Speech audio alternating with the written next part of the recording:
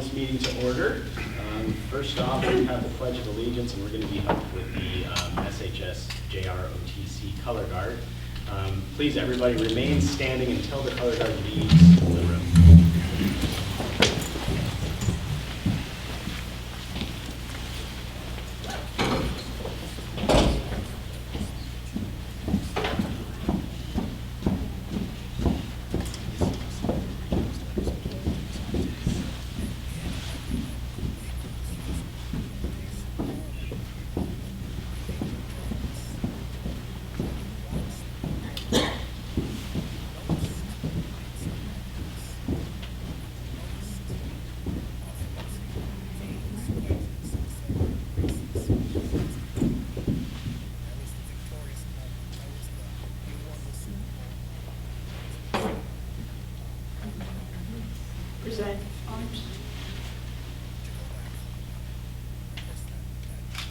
I pledge allegiance to the flag of the United States of America and to the republic for which it stands, one nation, under God, indivisible, with liberty and justice for all.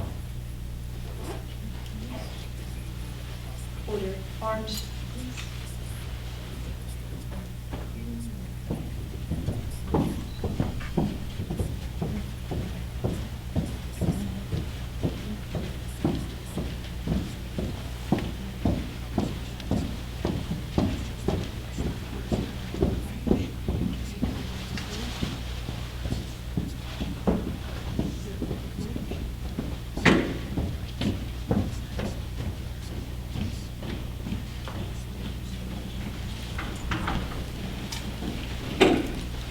Thank you.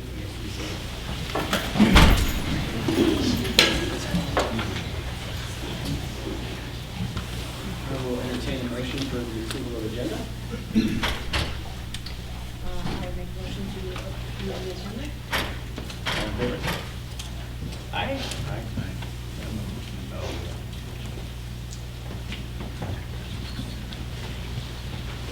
All right, first up we have,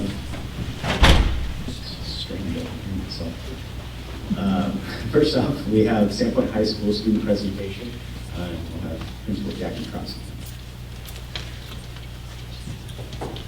Good evening, Dr. Meyer, Board. It's our pleasure to be here this evening from Sandpoint High School. We are presenting our JROTC program, which is our new program you've been hearing about all last year, and we've been up and running since the first few days of school, and we have some cadets that are going to share with you what's been going on so far this school year. I'd like to introduce Sergeant First Class Olmstead, Mr. Olmstead, Kyle, who's our leader of the program. Welcome, Board Chairman, Madam Vice Chairman, the rest of the Board, and Dr. Meyer, and ladies and gentlemen. I would like to introduce you to Sandpoint High School's first year of cadets. These are a small sampling of 63 cadets, and they will introduce themselves next. Cadet Cuellar, Cadet Miller, Cadet Butcher, Cadet Andrew, Cadet Harrington. Cadet Baines, Cadet Marshall, Cadet Asrock, Cadet Stevens, Cadet Aaron, Cadet Motegi, Cadet Hicks. Cadet Cook, Cadet Frazier.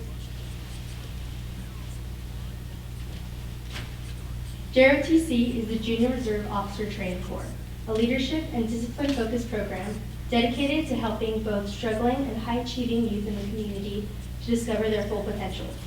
One of the best parts about JROTC is that not only are we becoming good citizens, but we are also building a community among all of the cadets in JROTC.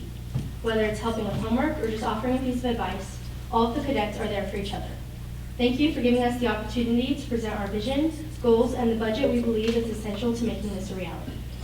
Our mission is simple but powerful: to shape the next generation into confident, responsible citizens by instilling discipline, leadership, and a strong sense of purpose. This program provides young people, regardless of their background, with a structured environment where they can grow, lead, and learn. We envision a community where every young person in Sandpoint believes in their own potential. Through effort, dedication, and the right support, we want them to know that anything is possible. Discipline and integrity are at the foundation of everything we do. We follow the JROTC honor code.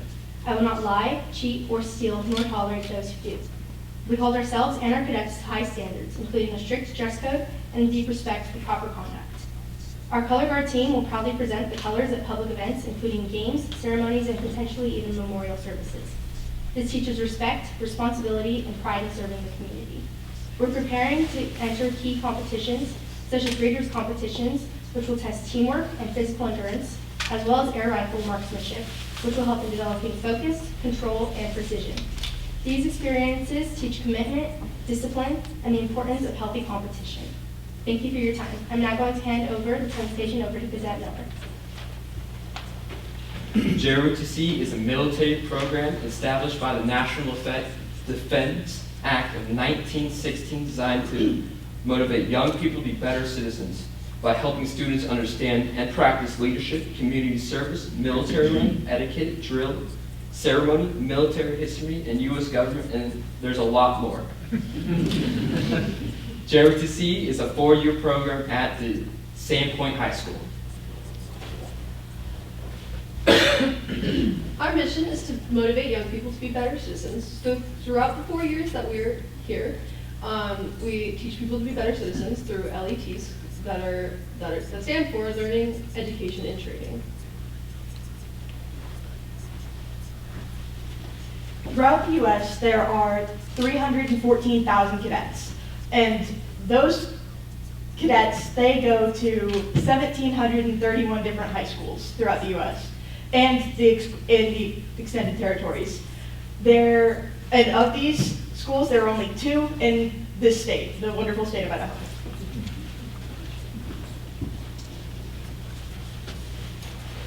Building program. JROTC gives students the chance to compete in leadership-focused events that boost engagement and pride. These competitions foster a sense of belonging and motivate cadets to challenge themselves and represent their school. Color Guard is just the beginning. We plan to expand into more competitive teams, events such as drill, raiders, and marksmanship. Each new team adds opportunities for leadership, teamwork, and representing our schools at higher levels.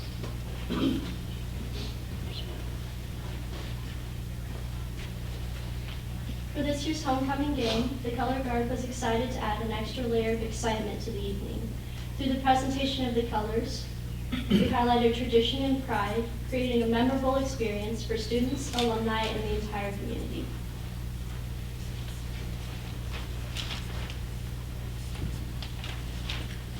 Recently, the JROTC joined the NAMI Walk with Far North to raise both awareness and funds for mental health.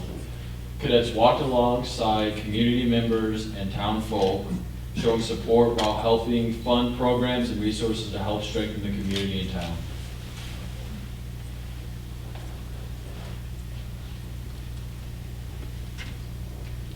JROTC has been shown to increase academic success. Attendance is higher, graduation percentage is higher, dropout rates are almost nothing, and GPA has increased.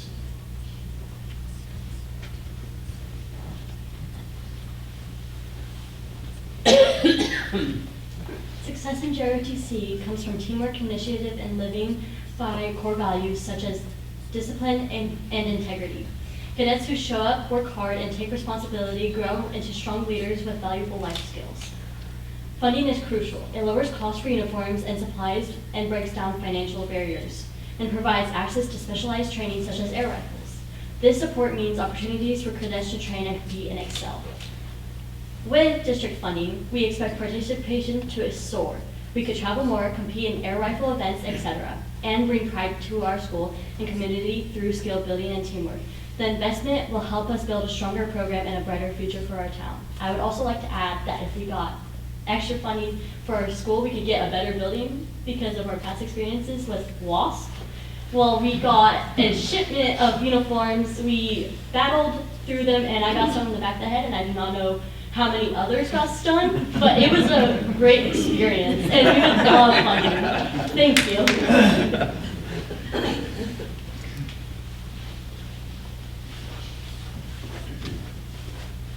Are there any questions? I have a question. So earlier, I noticed some of you guys have berets and some don't. What? The Color Guard is meant to wear the berets because of I don't know the exact reason. But there's a reason. All of the cadets have berets. Okay. We are supposed to wear them outside, but when we're in a building, we don't wear them. Gotcha. However, for the color guard, they do wear them while they're presenting. Okay, excellent, thank you. I have a question. So how do you think that this positively has affected the whole entire attendance and, let's say, all the students at Sandpoint High School so far?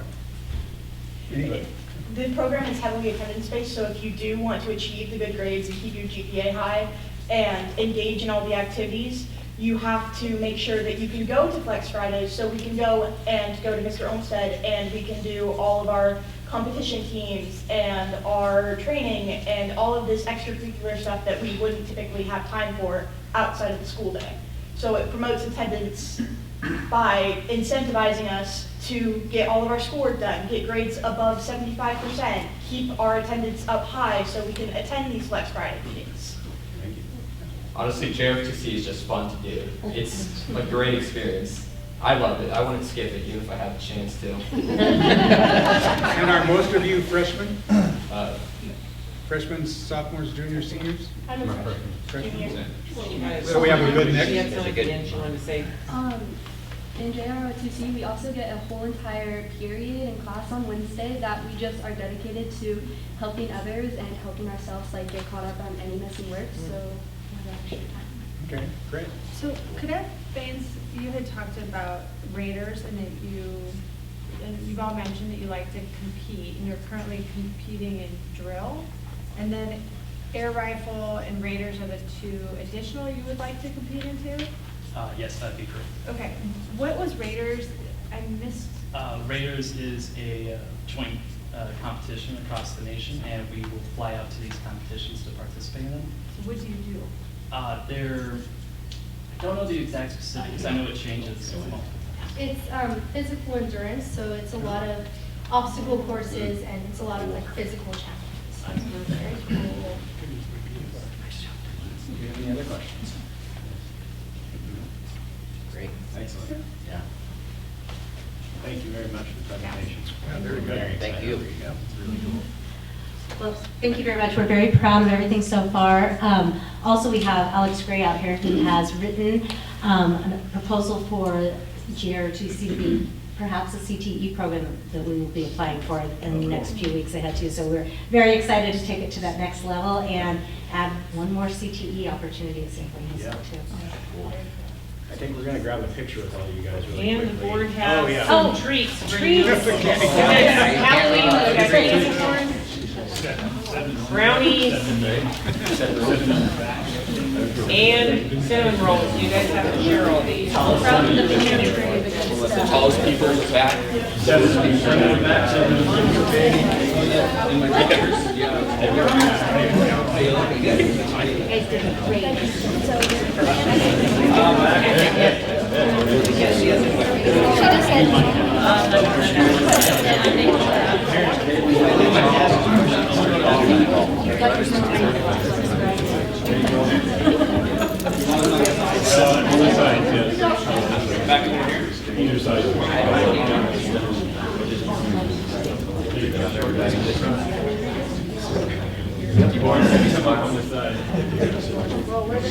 Short people.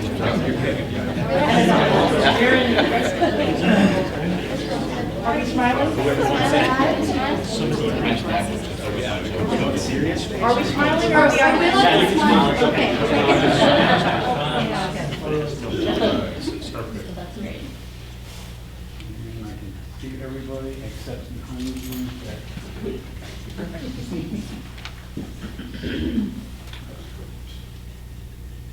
Okay, thank you. He was pointing at me. I'm like,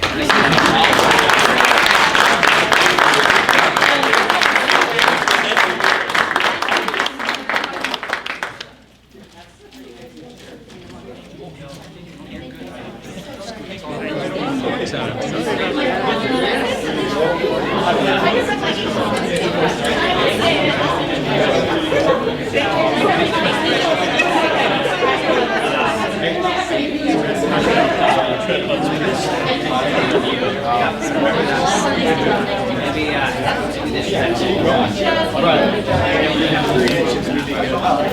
sure there'll be a little.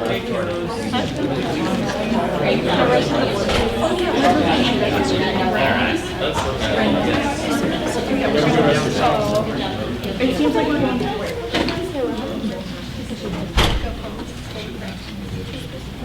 All right, next up, we have a financial update with CFO Brian Wall.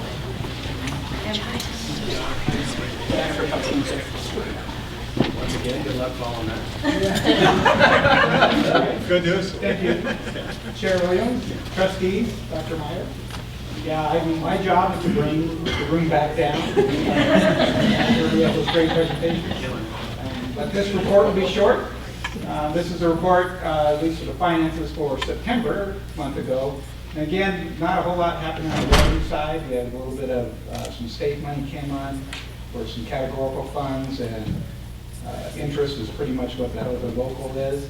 The expenditures, though, we do have our first full month of our salaries and benefits and payroll to see, are we tracking close to budget? In a perfect world, it'd be 8.3%. 1/12 of the year, we're about 8% compared to budget, so a little bit lower, which is often typical in September because some of your staffing, you haven't got everybody on board yet. So that'll probably go up a little bit, but it looks like we're, you know, if the first month was at 9%, we'd be a little worried. So we're in good shape there. The next slide. Just the same thing, you can see our expenditures, the green will start growing as the year goes. The one area that we spend a lot is percentage-wise is materials and supplies, and that's not a big surprise because you do a lot of that type of spending in the summer, and the building's gearing up for the school year. And the next slide is a new one. Just want to show you, this is just the month's expenditures by category. And you can see again, 79% of our spending in the general fund, almost 80 is salaries and benefits. That'll go up as a percentage. You see that big red in materials and supplies, like our Chromebook bill came in that we purchased in the summer, we actually paid. That's why that's so big that month. But you know, that will be a smaller part of the pie as months go on. The one thing I wanted to sort of show you that is that, you know, you have some of those big expenditures at the start of the year, insurance, some of those supplies. And the one good thing the state does do with our funding formula is they give us that big payment in August. And it really does help you with cash flows. Those things are coming in this time of the year. Revenues, again, you can see that big payment from the state. Already probably have about half our money for the year from the state apportionment. And otherwise, but not too much else was for the years yet. And then finally, enrollment. This was October 6th, so last Friday. Again, we're doing well. We're up a little bit, you know, from last year, and keeping the numbers up with enrollment. So that's a real good positive, you know, as far as funding. The last thing, just a couple items to note. This is just state funding. This the Idaho Legislative Service Offices did come up with an updated budget projection for the state overall, and that they could be in a budget deficit of $56.6 million. So there's no decision made on any further cuts, but I think it just shows that it could be a pretty thin legislative season coming up when they start looking at numbers like that. Those numbers are based on the first quarter of the fiscal year for the state. And then finally, we'll get off the sort of the dark cloud hanging out there, but go to a good positive, the CTEC project. This is a picture from October 10th. Pre-slab reinforcement is happening. They'll be pouring this week, so the slab will be there. And then after that, this month, the framing will start. And so we'll actually start seeing the building here. It's going to be pretty cool. So I'm here for any questions. For me, you guys good? Yep, good. Okay. Thank you. Thank you, Brian. Next, we have the fall data report. This is exciting from Assistant Superintendent Dr. Casey. All right, thanks, trustees. I get the most exciting job, I think, except for Jackie today. But this is actually an incredibly exciting data report, and it's a really fun one to be able to come before you and just to be able to report on the amazing things that everybody out here is doing and all of our staff. There's some pretty incredible things, so I think you'll be pretty excited by it. So first of all, I just want to touch on the goals that you set. These are the board goals that you have set out and you've asked us to track in the district. And first is our one trusted adult. And of course, you can see the goals that we've set with that. Our graduation rate, our student achievement, which includes both our literacy and our math. And so as we look first, we start with the one trusted adult, and I just want to reflect back on when we really started this. If you look at our first kind of go around of it, we had 84% of our students could identify a trusted adult in the school. By that spring, we had 97%. So that's the intentional work of all of our staff, of our teachers, our paraprofessionals, everybody that works at the schools, whether it be custodial staff or even lunch staff, whoever it is, making connections with students and making that a priority. And you can see last year, we started the fall with 91.6 and we ended at 99.3. That's amazing. That's very high, and that just shows the intentional nature that everybody has and the intentional desire to make sure that all our students are being connected with. And this is really reflective, and I put this stat in here because it's pretty amazing. In fact, I tried to dig in and get a little bit more, but they weren't ready at the state level. But our chronic absentee rate is at 3.4%, which is pretty unheard of, to be honest. And then when you dig in deeper, some of our individual schools, even Sandpoint High School, has what I would consider probably, as I look around, the best chronic absentee rate in the entire state. I can't verify that quite yet, but I'm pretty certain that it will be. This is an incredible number. When you look at actually the state report, this is pretty amazing, and for a lot of reasons, right? This is what really leads into that one trusted adult and students showing up in our high graduation rate. And so this is an incredibly important metric to us. All right, I just want to point out Clark Fork. Anybody here from Clark Fork? This is amazing. 100% graduation rate for Clark Fork High School. That is absolutely incredible. That means that over the 4 years of those students, they didn't lose any students to not graduating, right? Some students moved away, but every student that they had was accounted for and graduated. So that is a real huge testament to what they're doing at Clark Fork, and the fact that students feel connected and feel included in the school. So then we move on to the student achievements, and this is where we really look into like our math, specifically our math and reading, as well as our science data. But really we're looking mostly our math and reading data because that is what you asked for. And so as we look through, this is where we get some really good celebrations, and I want to point some things out. So if we can go ahead to the first one. So we start with our Idaho Reading Indicator, and that is our kindergarten through third grade students all take this, and they take this on a monthly basis. It's our IRI. And if you look at our kindergartners actually scored the second highest in the entire state of Idaho at 92% of our kindergartners passing as proficient on the IRI. So that's huge. We are right up there with the rest of the state. In fact, we exceed the rest of the state with our averages, and so we're pretty excited by those numbers. Including Farm and Stidwell. Anybody here from Farm and Stidwell today? All right. Yeah. Well, good job. Farm and Stidwell have 100% of IRI proficiency in their kindergarten. So 100% of their students pass this with proficiency. So that's pretty amazing. So kudos to that, to Dr. DeLessio and our staff there. It's pretty incredible. Washington Elementary, and so I want to point this out. I know Ms. Taddick is back there in the back. Ms. Hamer's back there in the back. Congratulations, this is amazing. Did you know, there are 466 traditional elementary schools. And of those 466 traditional elementary schools, so I'm saying schools that have to accept everybody that comes to them, right? So public schools that accept everybody that comes through the door. There are 466, and in those schools, you often have multiple teachers. So, for example, our 6th grade, Ms. Taddick and Ms. Eldor both in that 6th grade, so there are multiple teachers in a lot of those schools, if not the majority. They were the number one. Number one. And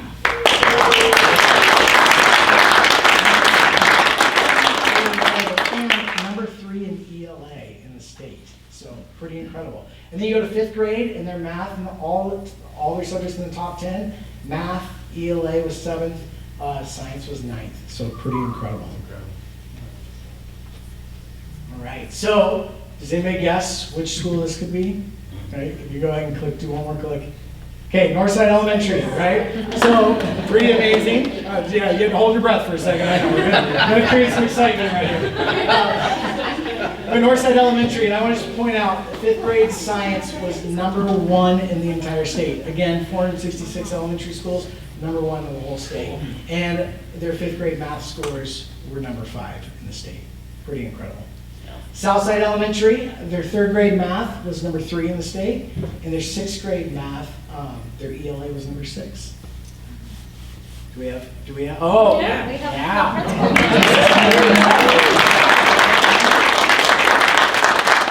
I didn't see that first, sorry. Okay, and then Sandpoint Middle School, and I want to just point this out, and in comparison of like schools, what we did there was we looked at how are we doing overall with 7th grade ELA, 8th grade ELA, 7th grade math, 8th grade math, and then we take the 8th grade science. 7th grade does not take the science ISAT. And so when we took those scores and we said, okay, how are we comparing? We averaged those scores together, and we looked at those as compared to other schools in the state, other traditional public schools in the state, and Sandpoint Middle School ended up at the 4th highest average of all the schools in the state and the 2nd highest in our region. So it tells you something about North Idaho for one, but also just the incredible work that Mr. Penrose and his staff are doing at Sandpoint Middle School. So. And then this is really exciting. Sandpoint High School, I just want to just give them a round of applause because they are the highest performing traditional high school in Idaho.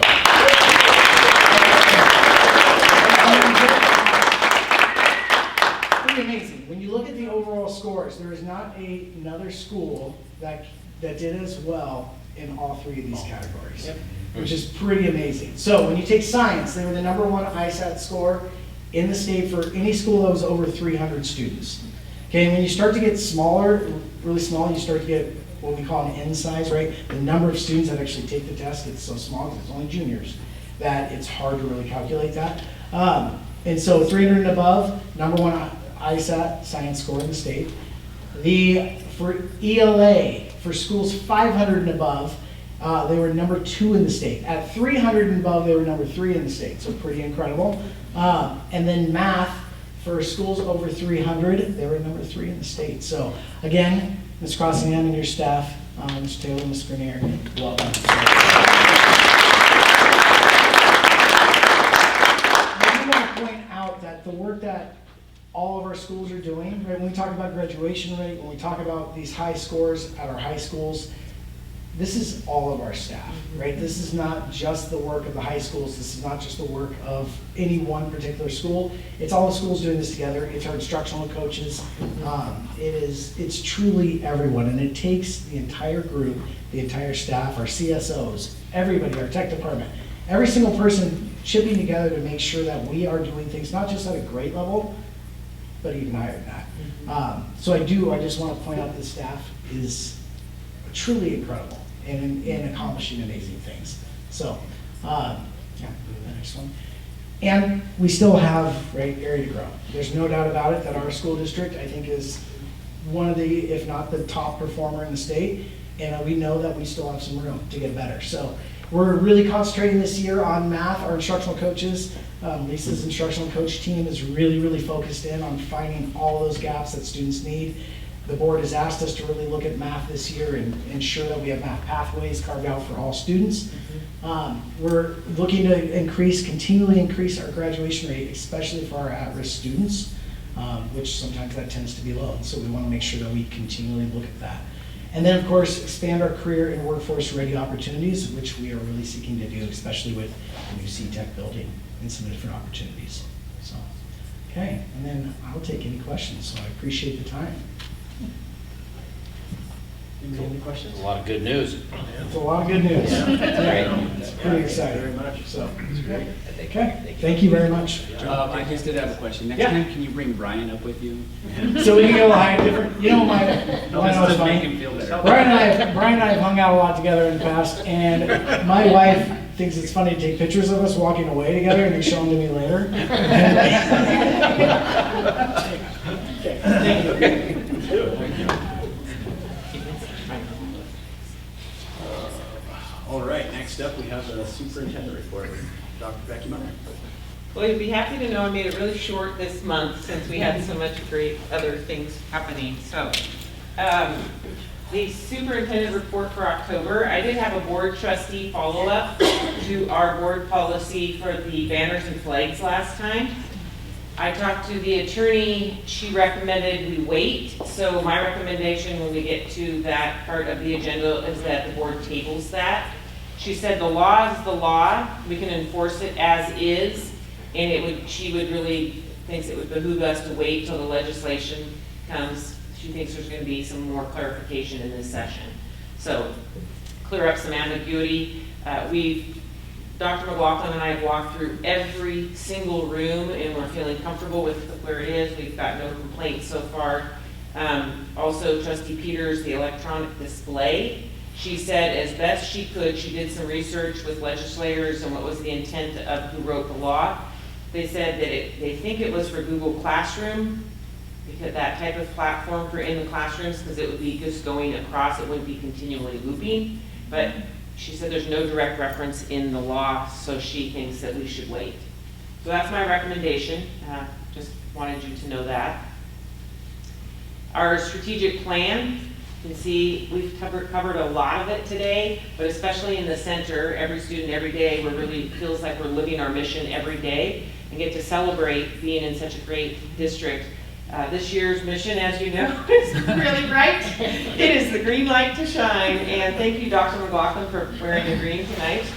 I would read on behalf of the JROTC and Sanford High School tonight, but student learning is at the center of all we do, reminding you, same Dr. McLaughlin already reminded you of the board goals, and letting you know, as a reminder, that I am going out into the schools and getting green light to shine stories.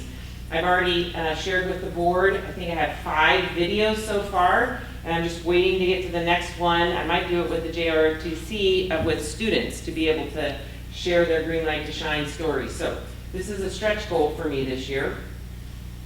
The community connection, there's my first one I did with Christy Eddy. She's a 3rd grade teacher at Farman-Stigwell Elementary.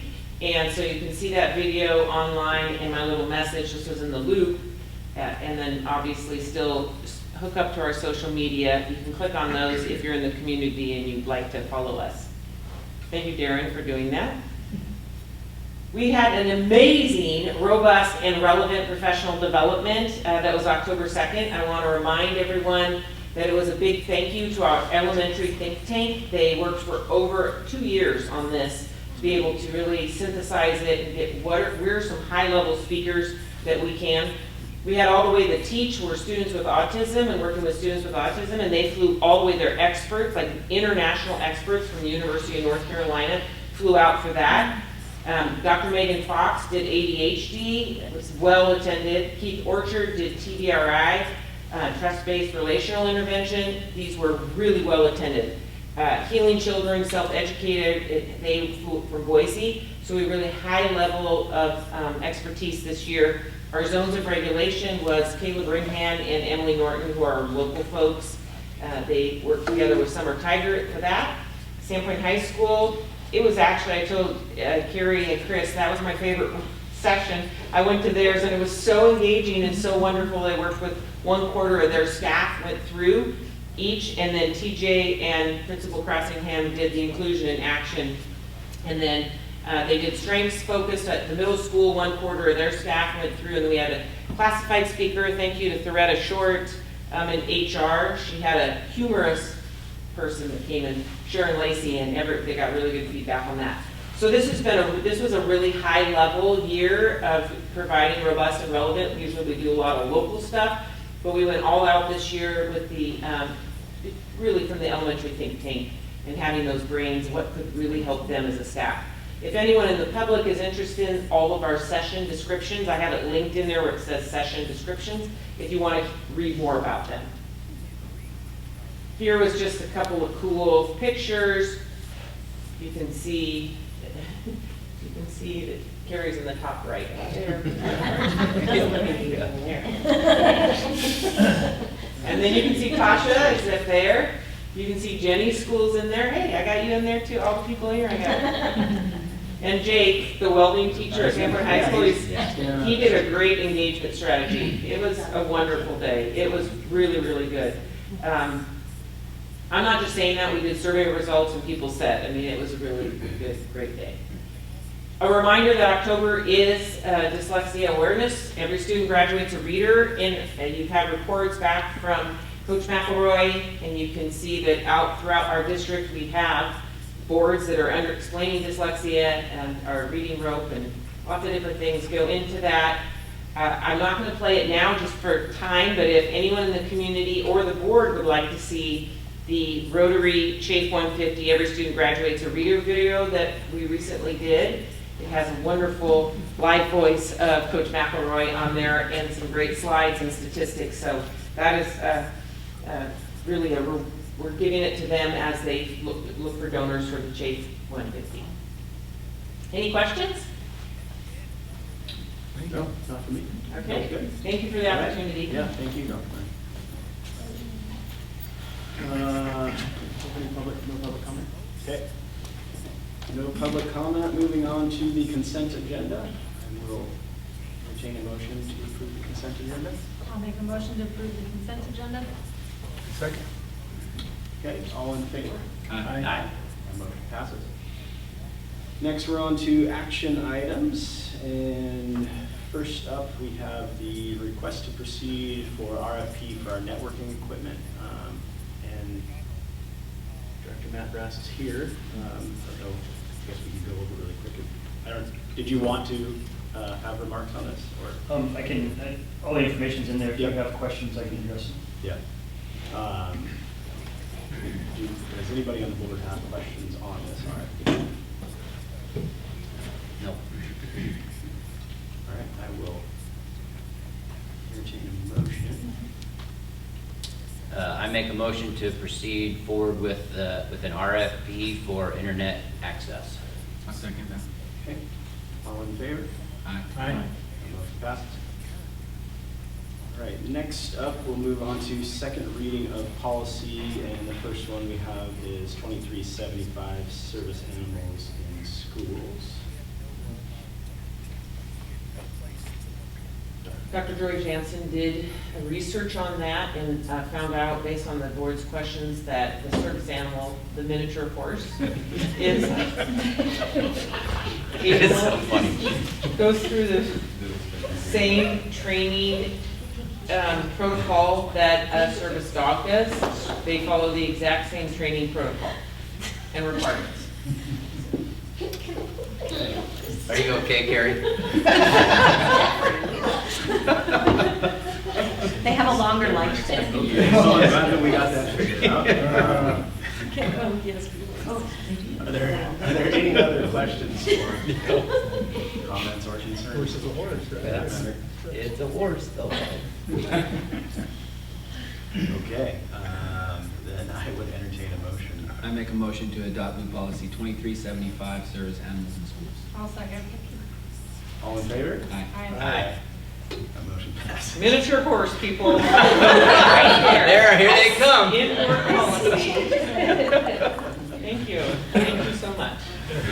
All right, next up, we have policy 5615, medical treatment and training.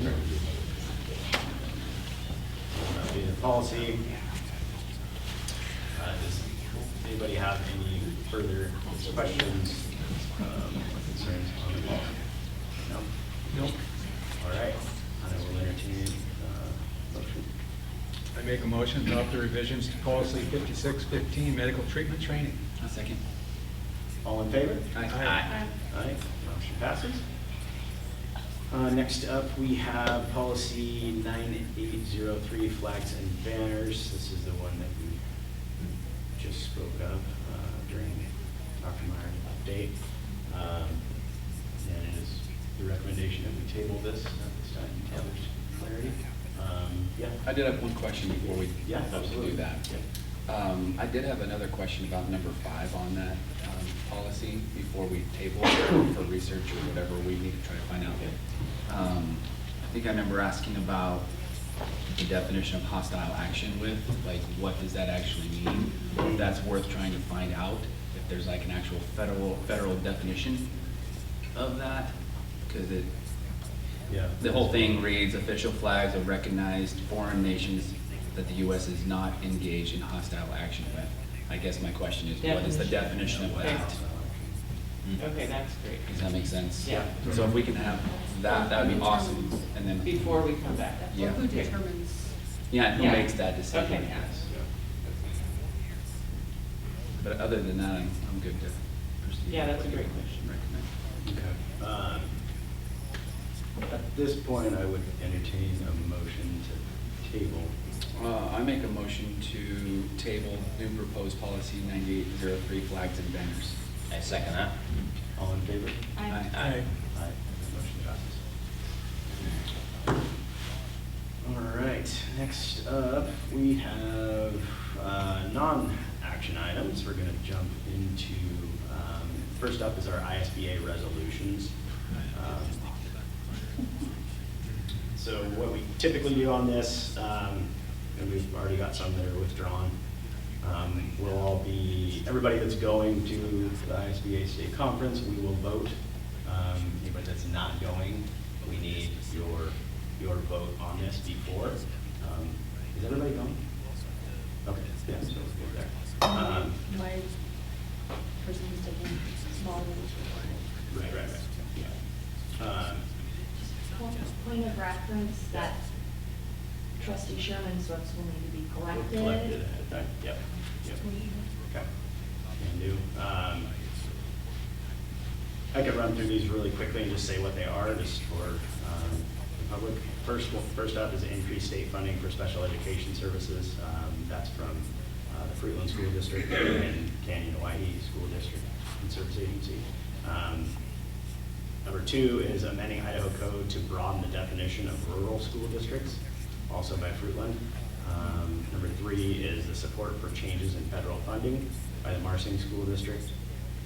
Number four is maintaining enrollment for online schools with traditional school districts by the Wilder School District. Who got that?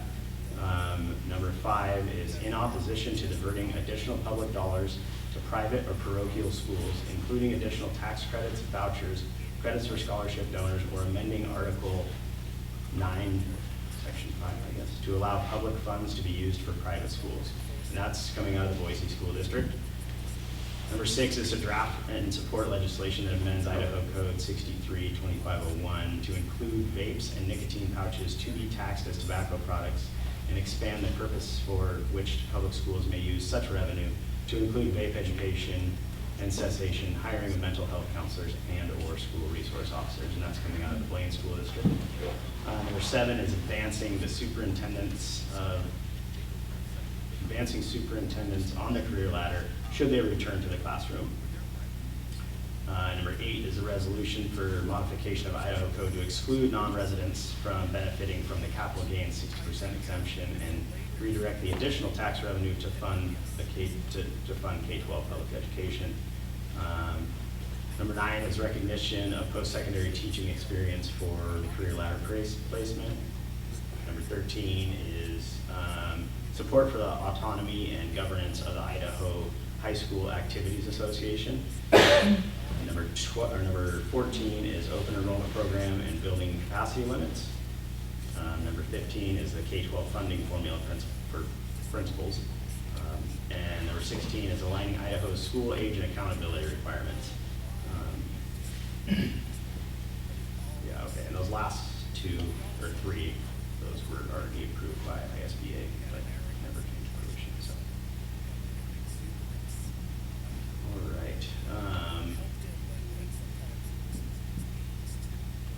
Next up, we have the first reading of policy, and our first one up is 3340, due process. You can see there's a big, huge change in this one. Yeah. Yeah. That's it. One little tiny thing. Yes. Just updating code. Okay. Anybody have any other questions on that one? Next up, we have 4420, visits to district property by sex offenders. So I had a call, my first one since I've been the superintendent, from a parent who was a registered sex offender and was following the law. So I looked into it because it was my first one and just saw that the board policy does not match our practice. So we've just, with the help of Loretta and Kelly, We've done some research. I rewrote the application that the parent, I simplified it and changed the protocol that goes along with it, and now matching the policy to what our practice is. And so that's why the changes in this are being made.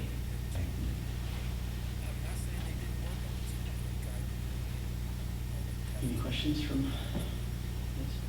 Okay.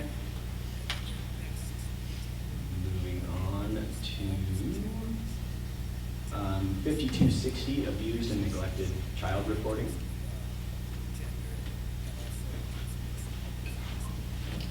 And this just added the designee, so I'm not the only one that they notify. Yep.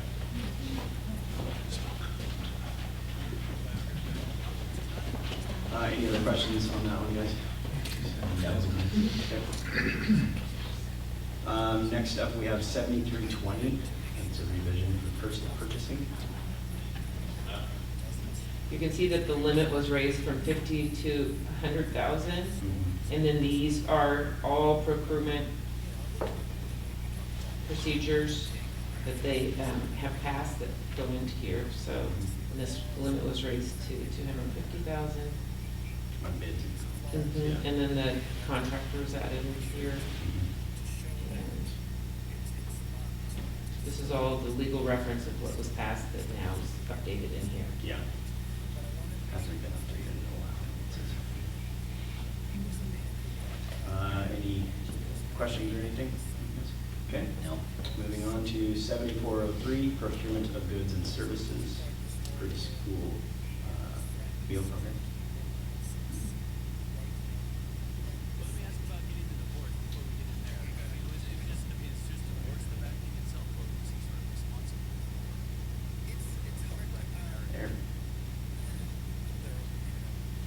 So this is all, we don't have a policy, this is a brand new policy.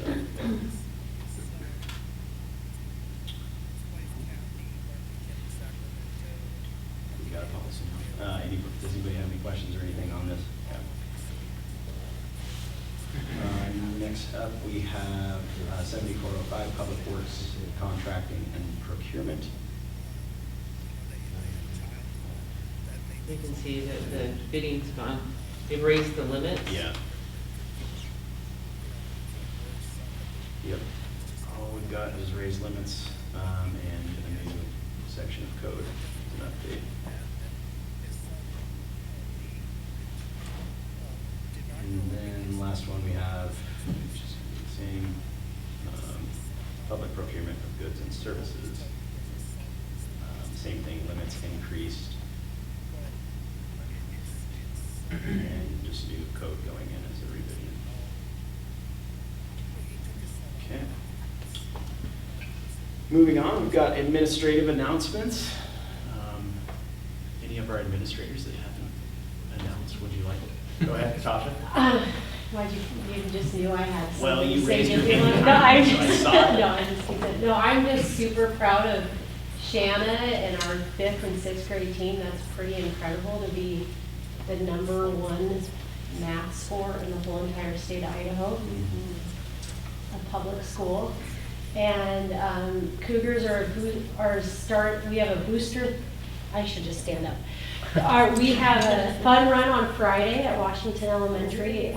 It's our one and only PTA fundraiser, and kids are pretty excited. And we're trying to raise funds for Miss Hallie to have not a tent, but a tent-like structure with I would call it more of like a gazebo. So a real roof is what we're shooting for outdoor ed. So we'll keep you posted. Anybody else? Go ahead. Southside it's just been a great fall. Like, it's just been a fantastic start to the school year. Professional development on October 2nd and 3rd was fantastic for staff. So we're rolling with that. We're gearing up for fall activities. We're our booster-thon. We've got our STEM and literacy night next week. So yeah, it's just been great. So thank you. Yeah, thank you. Anybody else? Yeah. I'd like to announce more. Yes. We have Geraldine Meyer here. The counseling team has been in with the seniors this week working on Fly Idaho, and so that's been really a great endeavor, but the kids are working on those opportunities. And then I just heard from A.D. Clary that we won, and the boys soccer team is off to state. All So-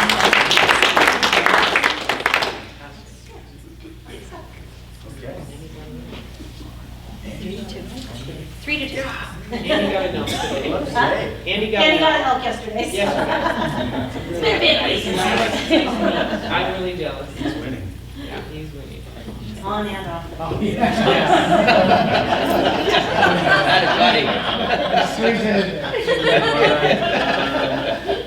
Who do you call back? All that being said, I will entertain a motion to enter executive session. I will make a motion to move into executive session as provided for in Idaho Code, Title 74, Section 206, subsection 1B, to consider the evaluation, dismissal, or disciplining of, or to hear complaints or charges brought against a public officer, employee, staff member, or individual agent, or public school student. I second. Roll call vote. Roll call vote, trustee Demers. Aye. Trustee Wood. Aye. Trustee Peters. Yes. Trustee Sherman. Aye. Chair Williams. Aye. Thank you. We are moving into executive session.